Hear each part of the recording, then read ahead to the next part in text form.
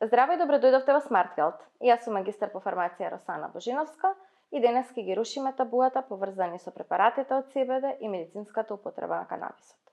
Со мене е магистар по фармација Филип Ачковски со повеќе од 20 годишно работно искуство во областа на промоција, едукација, маркетинг, продажба и бизнис развој во фармациската индустрија, топ едукатор, активен промотор за здравиот начин на живот и автор на 2 книги за унапредување на здравието на пациентите, 50 здравствени совети за првите 100 години од животот.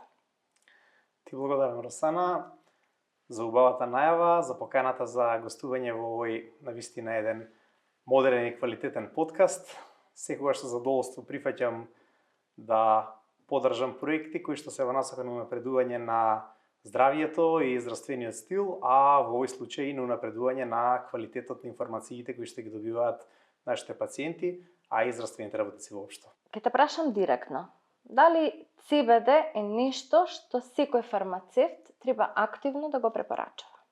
Бидејќи ова е една навистина интригантна тема, која што предизвикува различни дилеми во јавноста, кои што се претежно поврзани со одредени митови, полуинформации и така надале кои што ги имаме, треба да бидеме јасни. CBD во принцип е еден безбеден препарат, еден канабиноид кој што навистина може да биде корисен за нашето тело во различни ситуации, меѓутоа како и се друго, тој не е за било каква ситуација. Тој не е еден универзален лек кој што би ни помогнал во секоја ситуација, ниту пак треба да се зема без соодветна консултација во случајов со фармацевт. За CBD не ни треба лекарски рецепт, меѓутоа ни треба една прецизна проценка на нашата здравствена состојба, која што вашиот добар личен фармацевт, веќе го наречеме, може да ја направи навистина квалитетно, ако е добро подготвен за оваа тема. CBD не е магична апче, да потенцираме, и не е замена за терапија. Може да се користи како адјуванс, односно како дополнувач на оддадена терапија. Апсолутно. CBD е една од многуте фармаколошки активни компоненти кои што ги има канабисот, зашто е за медицинска употреба. Освен CBD имаме CBC, CBN, благоречено канабинол, канабицинеол, имаме и тетрахидроксиканабинол, тетрахидроксиканабинолна киселина. Значи имаме премногу активни компоненти во медицинскиот канабис, ама на полиците во нашите аптеки се среќаваат најчесто препарати кои што содржат CBD и THC. Да ја направиме разликата, односно да ги разграничиме овие две активни компоненти од медицинскиот канабис, CBD и THC. Која е разликата меѓу нив? Навистина, канабисот е една широка тема, која што на многу луѓе им е позната од различен аспект. Она што е клучно и важно да го земеме во предвид е дека THC е еден екстракт кој што е комплетно познат и фокусиран во јавноста како екстракт кој што е носител на психотропно дејство. Во таа насока и регулаторот има поставено јасни правила во однос на овие препарати со THC, и тоа се препарати кои што одат со лекарски преписи, може да се користат под строго дефиниран режим на употреба, бидејќи самите тие со своето дејство го ефектуираат пред се во централниот нервен систем, се врзуваат за CB1 рецепторите и на тој начин предизвикуваат така наречен high ефект, го променуваат расположението на корисникот, имаат бројни ризици, ризикот навикнување, ризикот бројни други несакани ефекти и мора да се под строг лекарски надзор. Од друга страна, CBD е препарат кој што дејствува по други механизми. Се врзува за други рецептори, неговите дејства се поврзани со пред се со периферен ефект и со во одредени делови ефект на имуниот систем, и на тој начин ние добиваме еден препарат кој што генерално е безбеден, токму заради тоа и дозволен без рецепт да се користи, токму заради тоа и кога велиме CBD ги насочуваме нашите пациенти или корисници према фармацевтот, не мора во секоја ситуација да го консултираат лекарот, туку се во ситуација да го подобрат своето здравје. Убаво рековте, тоа е адјувант во терапијата, не е никако прв избор во терапија на било која ситуација, ниту пак треба да очекуваме чуда од него или дека тоа ќе ни ги реши веднаш проблемите кои што ние сме ги наталожиле веројатно со долгогодишни неквалитетни внесувања на исхрана или воопшто неквалитетен живот и неквалитетен животен стил. Ние го имаме тој ендоканабиноиден систем во нашиот организам. Генерално е грубо поделен на CB1 рецептори, значи систем кој што содржи CB1 рецептори кои што се најмногу сконцентрирани во нервниот систем и CB2 рецептори кои што се поврзани со имуниот систем, односно имунолошкиот систем. Телото самостојно си произведува хемиски супстанции кои што се налик на канабиноидите по хемизам. Анандамидот 2AG исто како компонента која што ја имаат онаа структура која што ја имаат и канабиноидите кои што ги содржи медицинскиот канабис. Всушност ние со внесување на канабиноиди не му даваме ништо ново и непознато на телото, туку само му дополнуваме нешто што тоа веќе самостојно си го создава за да го стави организмот во некоја состојба на еквилибриум, на равнотежа. Како ние сега да го вклучиме CBD-то во аптекарската пракса, за да можеме и нашите пациенти на едноставен начин да ги ставиме во некоја фаза на еквилибриум, на равнотежа?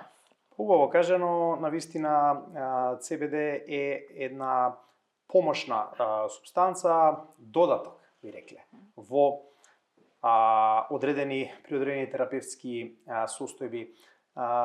Многу е важно кога препорачуваме CBD да земеме во предвид која е всушност побудата, односно потребата, индикацијата, ако веќе сакате, макар што кога дискутираме за вака категоризирани производи не мора да биде јасна и прецизна индикација, туку повеќе проблем кој што го има пациентот. Значи, ние тргаме во пракса од проблемот на пациентот, а не од нашата потреба да сугерираме CBD или некој друг препарат. Ние во аптека имаме многу опции за секоја различна симптоматологија.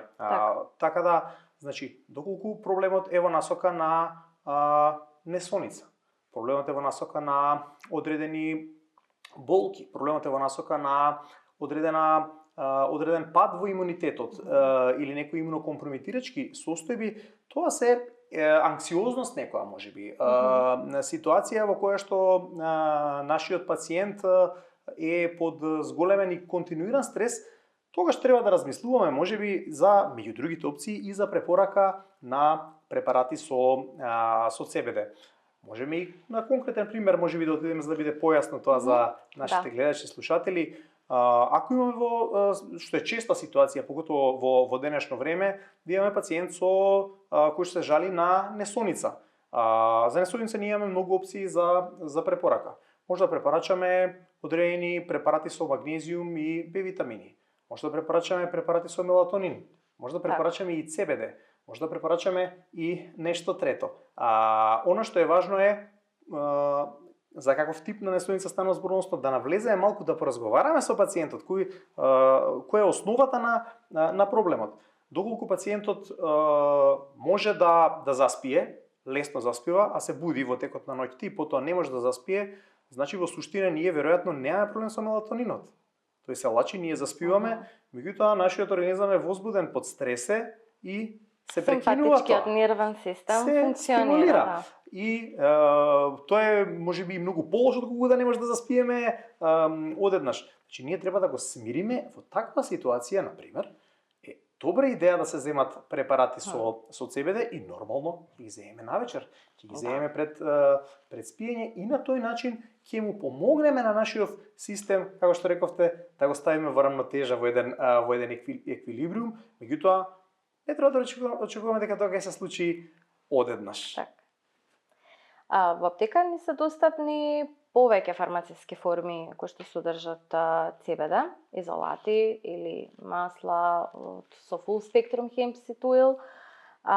Имаме полидозни капки кои што се со класична капалка, имаме полидозни спрееви за сублингвална употреба, имаме пастили, имаме мастики за джвакање. Имаме гелчиња на база на мед, имаме опции за избор. Сега, најмалку подетално да ги дефинираме оние моменти каде, како, што би можеле да искомбинираме, каде можеме полидозни, каде можеме монодозни и која е предноста на едните, односно негативната страна на другите, можеби во одредени ситуации поврзани со пациентите. Обично вие што се полидозните препарати, како можеби да се вклучат во секојдневието на пациентите, а како можеме да ги вклучиме монодозните? Фармацевската индустрија во суштина е доста развиена и размислува на многу елементи, меѓу кои што и како да му пружи опции на корисникот, на пациентот во случајов, а и на самиот аптекар, да му понуди на соодветно решение за практично за секој пациент, па заради тоа имаме и различни форми. Сите си имаат одредена предност и одреден недостаток, иако нормално ние како фармацевти, особено вие фармацевти во аптека, веројатно имате и некои преференции од стручен агол, што би дале. Генерално, кога зборуваме за полидозни форми, поготово капки и спрееви, најдобрата предност во овој случај што имаат е што пациентот во соработка со фармацевтот или лекарот во некоја ситуација може да ја титрира, да ја подесува дозата.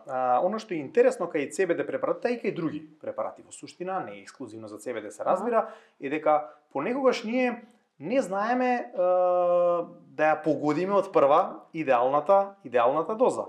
Значи ние по правило треба да стартуваме од најниската можна доза и тоа е многу згодно као овие препарати. Ти си купил едно шишенце со капалка или со спреј, почнуваш со едно или две прскања зависно по упатство и од концентрацијата која што имаме. Меѓутоа, за да го достигнеме ефектот, можеби кај одредени пациенти ќе требаат 3, 4, 5.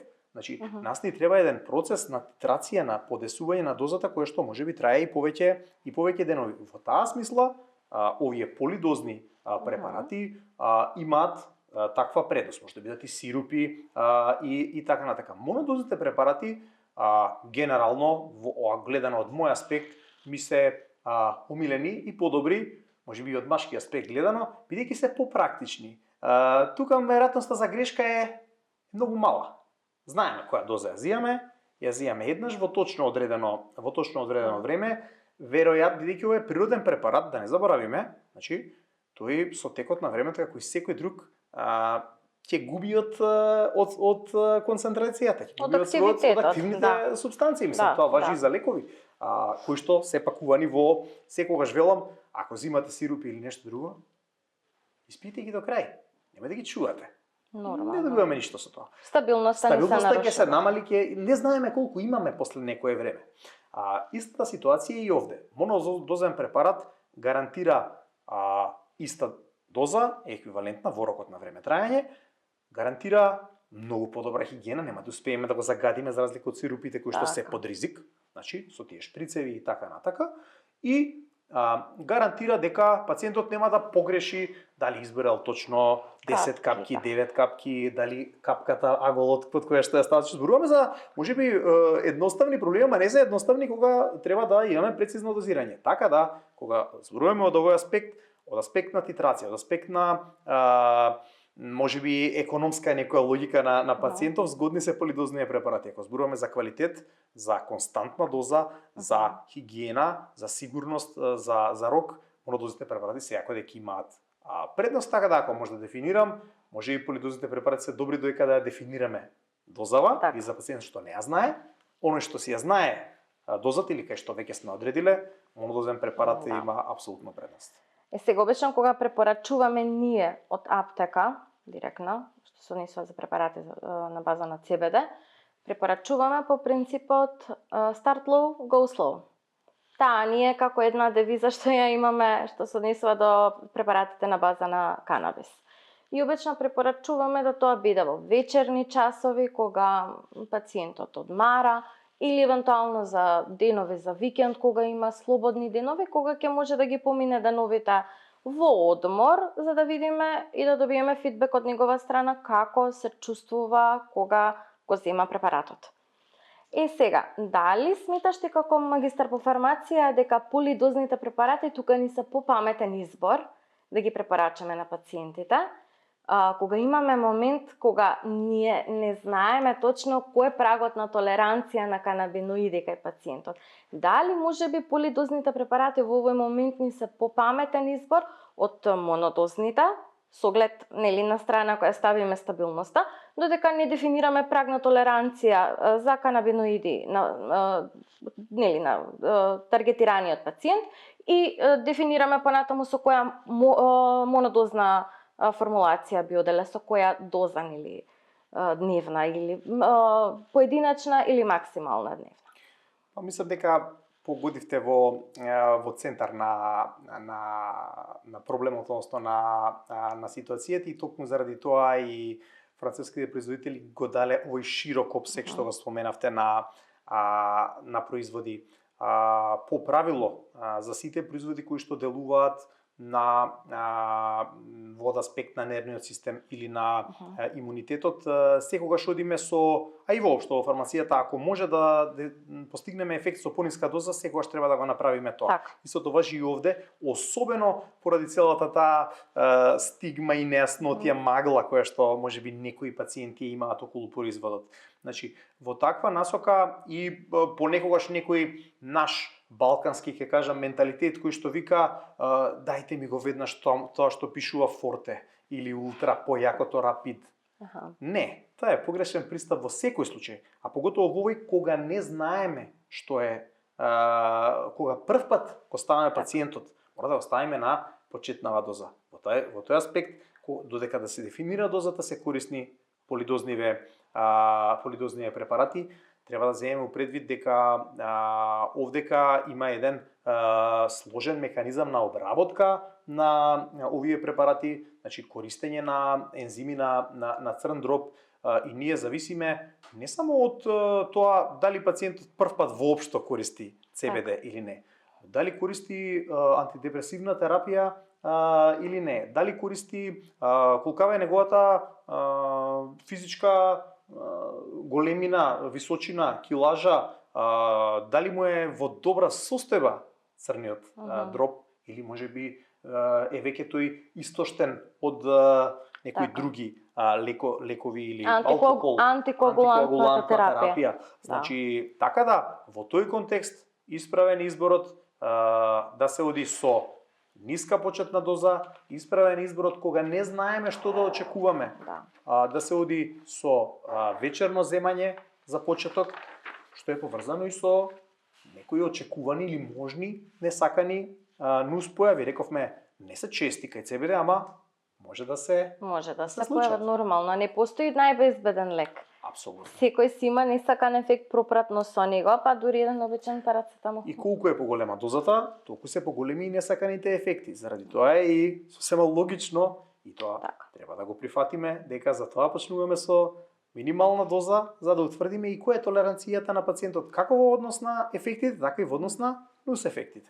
Значи, кога ќе си имаме пред нас пациент, како фармацевт во аптека и сакаме да препорачаме препарат на база на CBD или како претходно што кажав, full spectrum некој hempseed oil, за нас како фармацевти побезбедно е да одиме со препорака на полидозен препарат, кој што ќе можеме да му го титрираме со доза на пациентот буквално од една капка па се до прагот на толеранција, кој што може. Обично имаме пациенти кои што толерираат само 5 милиграми на CBD, ама имам и пациенти како мене кои што толерираат и до 150 милиграми на CBD. Така да, еве тука да кажеме, јас пак ќе кажам, според мене, според моје лично искуство, да полидозните препарати мене секогаш ми биле пред сите овие останати монодозни. Ама по друга страна, па монодозните ми се многу практични да ги препорачам на пациенти кои што сакаат едноставност, прифатливост. Па понекогаш имаме јасна ситуација. Да. Имаме пациент кој што веќе пробал и користел препарати. Тој веќе знае со која доза го постигнуваме посакуваниот ефект. Ако зборуваме за некој благ седативен ефект или ако зборуваме за некој смирувачки ефект, како што обично очекуваме, нели? Кога ги користиме овие овие CBD препарати. Од друга страна, апсолутно тотално нов пациент кој што никогаш не користел ништо и не знае која е неговиот праг толеранција, е логично да се стартува со полидозни препарати. Од друга страна, секој од препаратите и не е ист. Имаме точно наведена концентрација 10%, 15%, 1000 мг, 50 мг и така натака, па ние можеме и да го на старт подесуваме каде и што. Меѓутоа, кога веќе ќе ја дефинираме дозава, ако имаме монодозен препарат, секогаш ќе има предност во таа ситуација, заради наведените ситуации. Да, сега повеќе ставивме акцент на нервниот дел од делувањето на CBD, односно на нервниот систем, ама се почести ни се посети во аптека од пациенти кои што имат некои системски воспалителни процеси, благо речено артрити, автоимуни заболувања, кои што исто така се поврзани со системски воспаленија, кои што им делуваат и на физичко, а и на значи на соматско и на психосоматско здравје. Сега, тука како ние CBD да го вклучиме, а да не се плашиме дали можеме или не можеме да направиме поголем проблем во однос на заболувањето. Кај автоимуни, што да очекуваме? Кај автоимуни, кај воспалителни процеси? Мислам дека ситуацијата со чести изголемени воспалителни процеси кај популацијата е за жал ситуација која што е во тренд, да не речам, односно подобро кажано е нешто што е еден од медицинските предизвици. И е тесно поврзан со падот на квалитет во животниот стил, тесно поврзан со зголемен седечки начин на живот, тесно поврзан со пад во квалитетот на храната, користење на процесирана исхрана, веројатно и загадување на воздухот и така натака. Значи, ситуација во која што ние сме тригерирале еден комплексен внатрешен механизам на воспаление. Во таа ситуација е секогаш добро и корисно ние да го соодветно модерираме, односно имуномодулираме нашиот имуносистем, бидејќи тој е одговорен за реакцијата према воспалението. И ако тој е во идеална состојба, во еквилибриум, тој соодветно ќе реагира не во насока на интензивни процеси на борба против воспалението, туку во насока на сузбивање на тоа воспаление. Во таа смисла, одредени препарати што се на база на CBD, кои што докажано имаат поддршка имуна во организмот, може да бидат како сапорт, како адјувант, како што реков уште на почетокот на разговорот, може да бидат многу корисни, без при тоа ние да тргнуваме од идеја дека знаеш што, сега ќе земеме ние препарати со CBD и ќе го решиме ние овој проблем кој што сме го наталожиле со години назад неквалитетен животен стил. Ние мора да го најдеме причинителот за воспалението. Така. Тоа е основната наша работа и било која препорака за било кој препарат, без пред тоа да сугерираме промени во животниот стил, е недоволно добар аптекарски совет. Расно е дека во аптека работата е доста динамична и дека можеби не секој пациент ќе успее да го добие вниманието што му е потребно. Некои од нив него ни бараат. Тие обично бараат одма нешто инстант решение, ама нашата одговорност како фармацевти е да бидеме и едукатори во тој дел и секој час на колегите што тоа наоѓаат простор и време да го прават. Да едуцираме здрав животен стил, да едуцираме сон правилен, време на легнување, правилна исхрана, физичка активност, движење, барем половина час до 1 час ако можеме дневно. Зборам за обични луѓе, не зборуваме ние за спортисти или било кои тука рекреативци. Така да на тој начин да го доведеме организмот во правилна состојба, па дури потоа да ја довршиме, условно кажано, работата со превентивни мерки, па и со терапевски мерки. Тој можеби, ако е во тешка воспитална ситуација, ќе прима и лекови, а CBD ќе биде адјуванс во овој дел, така да стварно има навистина голем простор.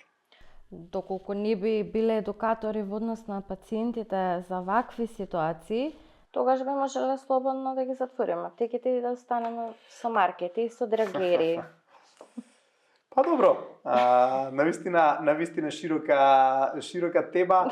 Меѓутоа, во секој случај, борбата за позицијата на фармацевтот, меѓу другото, се прави и со стручноста и со поддршката на оној кој што е наш примарен чинител. Без пациентите губи смисла постоењето и на аптеките, а и на фармацевтите. Каков е твојот впечаток, еве, како некој кој што има толку годишно искуство во работата и со продажба, и со маркетинг, и со промоција, и со едукација, и во бизнис развојот на фармацевската индустрија, каков е твојот впечаток за фармацевтите кај нас?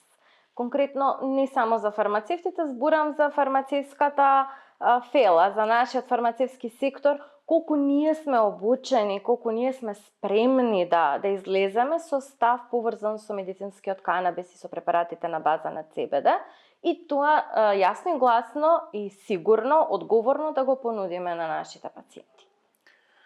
Подобро, кога зборуваме за фармацевтите и фармацевтите техничари, да не ги заборавиме кои се навистина активни чинители во функционирањето на аптеките кај нас, недосмислено можам да кажам дека навистина имаме квалитетни кадри, од една страна, од друга страна темата за CBD не е толку нова, некаде пред 5-6, можеби и нешто повеќе години, кога започна, кога се отворија прво законски рамки за да може ова да се да функционира, па започна продукција и така натака, веќе се работеше активно на прво создавање на свест во јавноста, а потоа и кај фармацевтите за една нова тераписка можност која што ја отвараат овие препарати, кои што во светски рамки се тренд и бум, кој што е во апсолутен развој.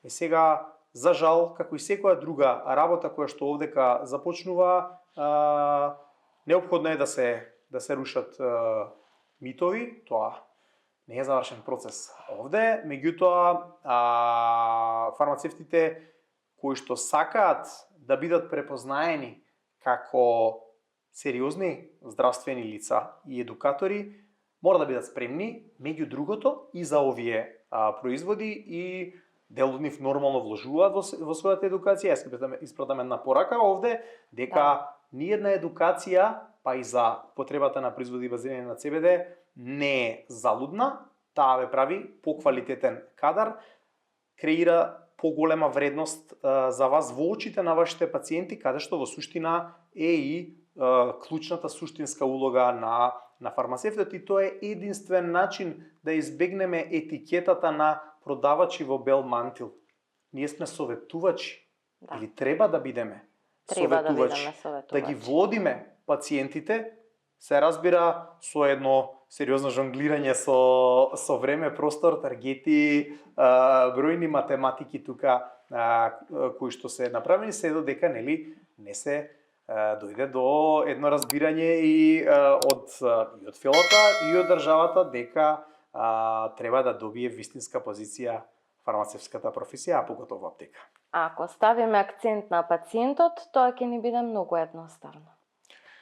Апсолутно нема поефикасна метода на продажба од пациент што се враќа бидејќи е задоволен кај вас, а не тој што многу платил еднаш, па после тоа можеби и не е најсреќен. Кога сме кај фармацевските формулации, сега се вратиме чекор наназад, имавме полидозни, монодозни, дискутиравме кои се предности, кои се недостатоци, кои, каде, што, како можеме да ги вклучиме. Кај нас од монодозниве препарати, бидејќи за полидозни веќе јасно ние што имаме достапно, канабигал имаме спрејче за сублингвална употреба, имаме капки со класична конвенционална капалка. од монодозните препарати имаме достапно сироп во форма на кесички со основа на мед. Како тоа да го поврземе медот со CBD?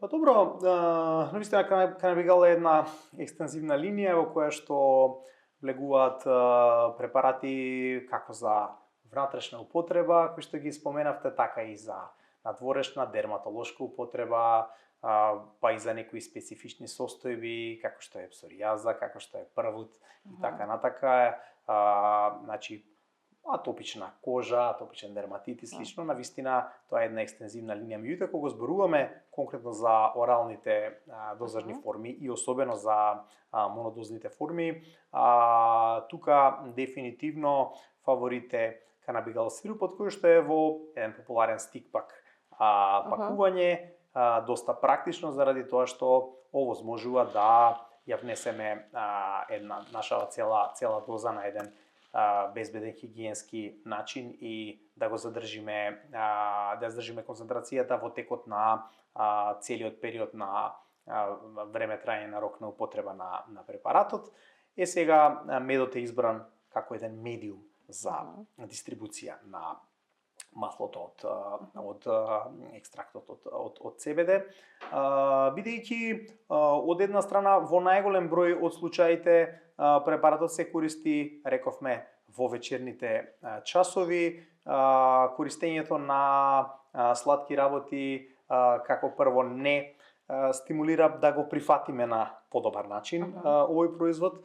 Од друга страна, значи, медот е познат како доста корисен во случај на одредени имунолошки проблеми и така натака, или проблеми со грло и слично, каде што исто така CBD препаратите наоѓаат корисна примена како дополнување, така да во тој и не помалку важно од технолошки аспект може успешно и стабилно да опстои овој производ, бидејќи во секој случај најважна работа која што како фармацевти треба да имаме во предвид е да имаме еден, кога станува поготово збор за природни производи, еден стандардизиран производ, каде што ние стоиме, гарантираме како компанија, како фабрика позади концентрацијата на производот, стабилност и успешен ефект. Сите тие три работи во оваа комбинација се споени и заради тоа канабигал стикпак, односно сирупот во форма на кисички е навистина добар избор кај различни проблеми.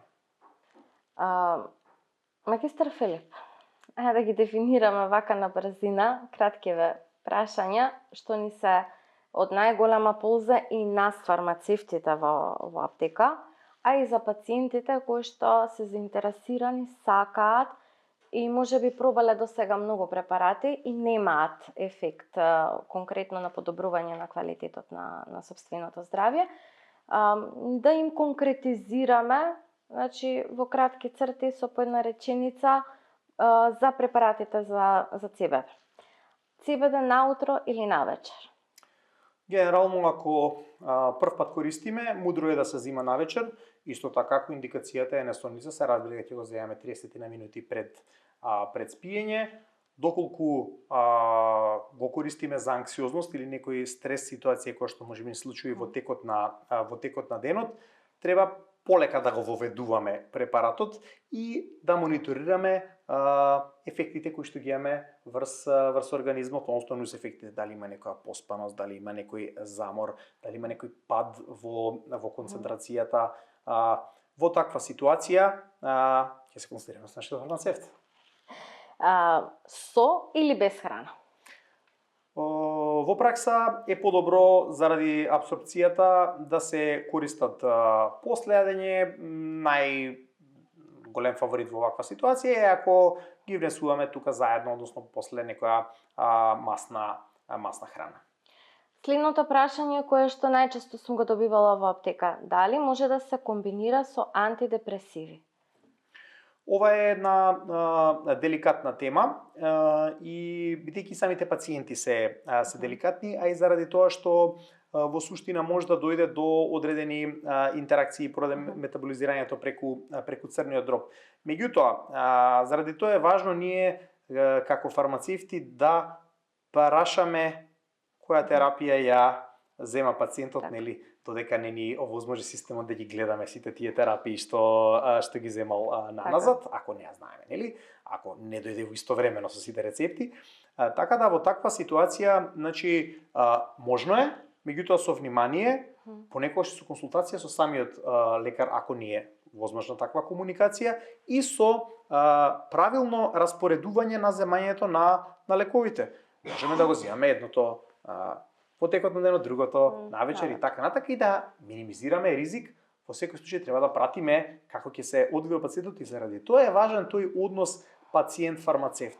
Да се врати во аптека после 5, 6, 7 дена од стартот, да сподели со нас до каде сме со ефектите, дали е се окей.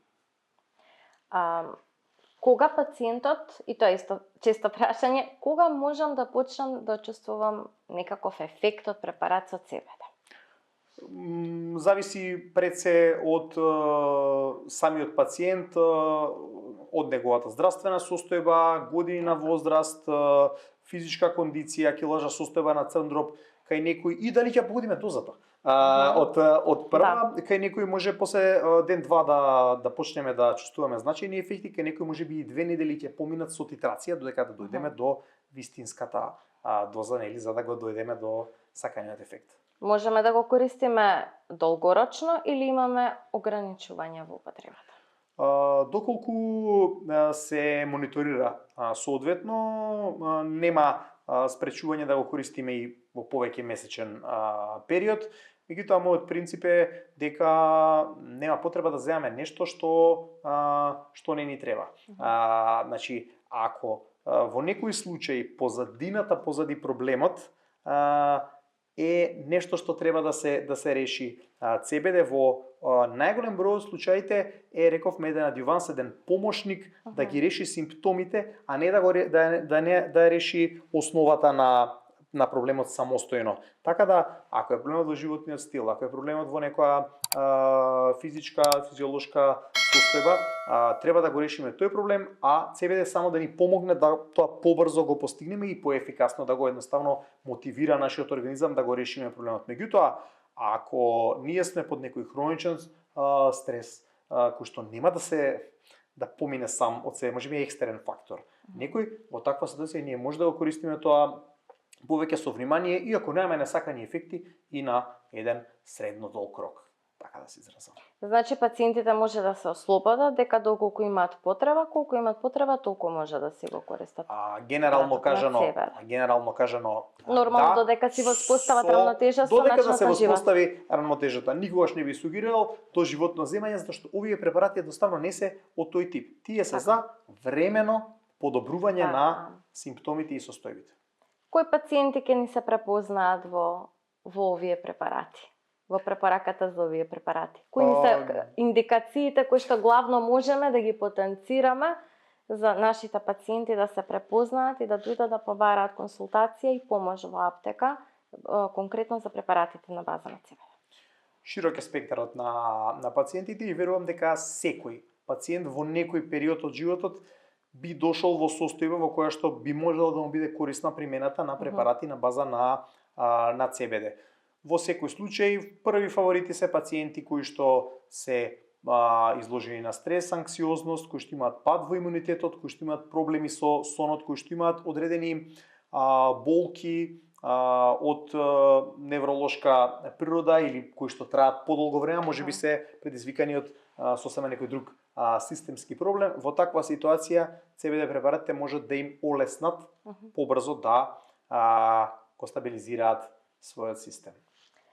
Значи CBD, да дефинираме, не е тренд, туку ни алатка како да стигнеме до правилниот начин на живот, како да се ставиме ние, нашиот организам и нашето здравје во една рамнотежа, во еден баланс, и после тоа си продолжуваме нормално со здравите навики, со здравиот начин на живот. Нормално со или без CBD, зависи како ќе си одбереме да ни биде. Кај CBD ни е важно да биде квалитетно, значи да биде квалитетен препарат, да биде правилно дозиран и да биде пратен од стручно лице, односно од фармацевт, или лекар во случајов, може и да се комбинира како тим, јас сум секогаш за тимска работа, да се прати, ете да кажам, таа терапија под наводници, бидејќи пак ќе кажам не е лек, туку е адјувант на терапија, да се прати под надзор да биде на фармацевт или на лекар. Ако слушателите нешто запомнат денес, некоја работа, тоа е дека стартуваме со ниски дози, односно се водиме по таа девиза start low, go slow, го пробуваме, го тренираме пациентот да видиме до каде може да издржи, која е онаа доза која што му е ефективна, која доза веќе му прави проблем. И тука веќе отприлика знаеме со пациентот како можеме понатаму да го водиме кроз тој пат на употреба на CBD препарати со CBD. Темата за медицински канабис и препарати на база на CBD е многу опширна, али најважно од се е да бидеме добро информирани. И ние како стручни лица и пациентите како корисници на препаратите. Кога сме кај информираноста, кај едукацијата, магистар Филип, имаш, како што спомнавме во најавата, зад себе 2 книги напишана за 50 здравствени совети во првите 100 години од животот. Така е. Каква е приказната позади овие книги?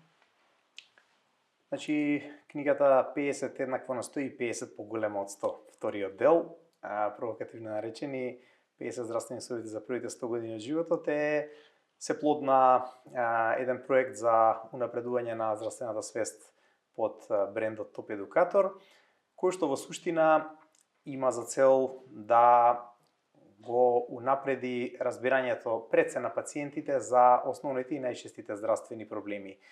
Има за цел така наречено креирање на паметни пациенти кои што ќе можат навремено да ги препознаат проблемите во здравството, да им обрнат соодветно, но не преголемо внимание, да си само помогнат, тоа е еден практичен водич за самопомош при основни проблеми, дали е тоа покачена температура, дали е тоа диареја, дали е тоа покачен крвен притисок, холестерол, покачена гликоза и бројни други состојби кои што се случуваат од педиатриска па до гериатриска возраст, брзо да реагираат, да санираат одредени состојби, бидејќи во некои ситуации брзата реакција ја прави разликата помеѓу успешно санирање на проблемот или завршување во болница.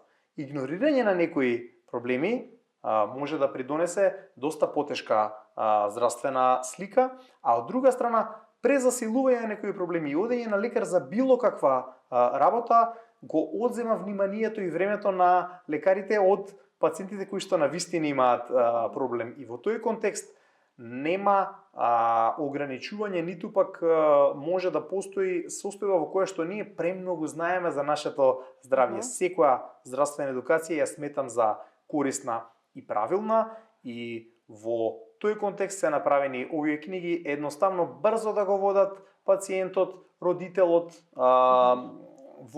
со најчестите и најфреквентните здравствени проблеми и тој да знае како да реагира, кога да реагира сам, кога да не крева паника, кога да оди брзо на лекар и да не губи време. Така да тоа е еден од моите проекти кои што меѓу другото потврдува дека и фармацевтите се активни чинители во подобрувањето на здравствениот систем и во подоброто здравје на нашите пациенти. Мораме како фармацевти да бидеме активни чинители во здравствениот систем, затоа што сме последната алка од целиот тој синџир на здравствен тим, кој што се занимава со сите, па дури најосновните проблематики кои што ги имаат пациентите од аспект на здравјето. Кажи ми, Филип, книгата каде е достапна? Како можете ќе имаме сигурно заинтересирани гледачи кои што ќе сакаат да стигнат до книгата, чисто како некој гайдлайн да се имаат во одредени ситуации, каде може да ја најдат? Еве кај нас веќе ќе ја имаме достапна, али каде може да ја најдат и на друго место? Книгите се достапни на страница.mk како дел од Adverbum кој што е издавач на книгата, меѓутоа се достапни и во литература, се достапни и во голем број аптеки низ Македонија, така да во тој контекст може да се навистина добие една прецизна и квалитетна стручна информација од една страна, а од друга страна да е напишена на јазик кој што е разбирлив за најголем дел од пациентите. Така. Ти благодарам што беше дел од нашиот проект Smart Health, паметно здравје во наш превод. Споделивме доста корисни информации за гледачите. Дел од нив и веќе ни се пациенти. Ги очекуваме, ве очекуваме и тие кои што не сте ни пациенти, да не консултирате, да се посоветувате со нас. Стоиме на располагање, дали тоа ќе го направите по социјални мрежи, дали ќе не посетите, дали телефонски ќе не контактирате, стоиме на располагање за било каква консултација поврзана било со совети, било со насоки, било со услужна дејност како фармацевт. Продолжуваме да го демистифицираме светот на фармацијата, останете со нас.